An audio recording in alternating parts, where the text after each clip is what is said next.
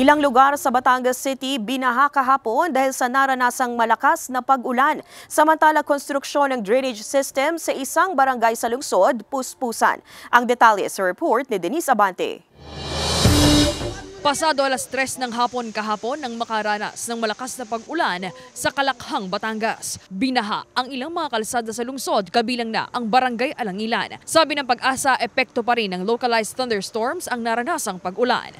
Ang iniiral po sa atin sa ngayon ay ITCC, affecting Southern Luzon, Visayas and Mindanao. So makakaranas po tayo ng pagbugso ng ulan, tulad po ng light thunderstorm.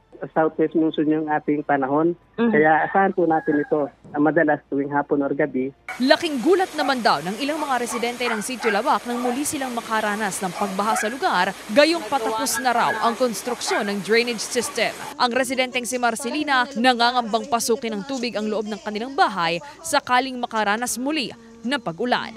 Yung embornal, parang gumagayon siya, umaapaw ang tubig. Ay pag umulan uli, siguro ng malakas, ay di kami mangangamba na naman, baka na naman kami pasukin. Malaki naman ang pinagbago sa dahilang humupa agad ang tubig. Yun nga lang, sa pormerong ulan, ay talaga naman kami ay binabahad. Ayon sa pamunuan ng barangay, posibleng dahilan ng pagbaha sa lugar ang pag-apaw ng tubig sa drainage system na hindi pa tuluyang nasisemento. Mangyayari pa ho yung pag-apaw sa kadahilanan pong hindi pa ho nalagyan ng arsada o concreting. Malaki pong iba noon kaysa ngayon. Yan po yatakloban eh. Ngayong araw, kahit may pag-ambong nararanasan, puspusan pa rin ang pagsisemento at mabilisang pagsasaayos ng kalsada upang matakluban na ang drainage para maiwasan ang posibleng pagbaha sa lugar. Kasama si J.R. Manjares, Denise Abante, Balitang Southern, Tagalog.